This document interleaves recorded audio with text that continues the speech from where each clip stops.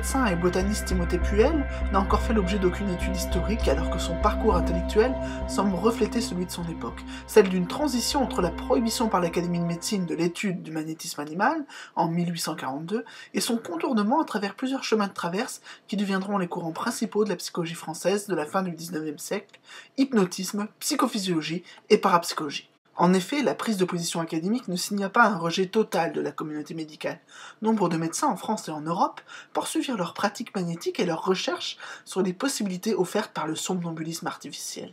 Cette voie de travers se précipita sous la forme d'un débat sur les névroses extraordinaires au sein de la jeune société médico-psychologique entre 1857 et 1860.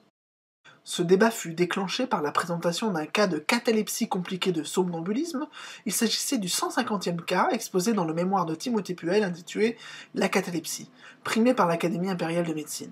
Puel avait soigné sa patiente, Madame D, avec des frictions de tous les muscles qui provoquèrent chez elle un étrange état de conscience. Tout en étant encore paralysée, elle était désormais éveillée et pouvait témoigner de sa propre attaque de catalepsie. Dans son mémoire, Puel ne réduit pas la catalepsie à une pathologie. Ce serait une disposition de l'esprit, une forme de sommeil nerveux ou une affection spéciale. En fait, sous couvert de friction, Puel semble avoir employé des passes magnétiques et redécouvert le curieux phénomène de la lucidité somnambulique. Mais il ne pouvait parler de cela sans prendre des risques pour sa carrière. La catalepsie traînait derrière elle une réputation de merveilleux dont la médecine officielle devait se débarrasser. En acceptant de mettre ce sujet à l'ordre du jour, la société médico-psychologique frôla l'implosion. Mais après quelques années, le thème des névroses extraordinaires fut jeté aux oubliettes avant que ne soit redécouverte une forme édulcorée du magnétisme rebaptisée hypnotisme. Dans une grande discrétion, Puel poursuivit ses recherches sur les phénomènes psychologiques extraordinaires en se faisant un spécialiste de l'étude du sommeil. Quoi de mieux que de s'appuyer sur la notion de sommeil pour désigner à cette époque un continuum entre le phénomène naturel qui berce nos nuits et les phénomènes étranges du somnambulisme naturel ou artificiel, c'est-à-dire de certains états modifiés de la conscience.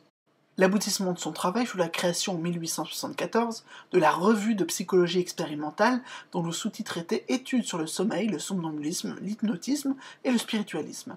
Financée par un mécène russe féru de spiritisme et encouragée par le conseiller d'État Alexandre Aksakov, cette revue est la première du genre au niveau mondial, un fait négligé par les historiens de la psychologie. Et pour cause, de sommeil il fut finalement peu question tout au long de cette revue. Puel s'appliqua plutôt à réveiller le programme magnétique par l'intermédiaire d'une psychologie encore indifférenciée de la parapsychologie. Sous ce titre de psychologie expérimentale, Puel se fit le passeur des premières recherches sur les phénomènes produits par les médiums. Il mena lui-même ses propres investigations.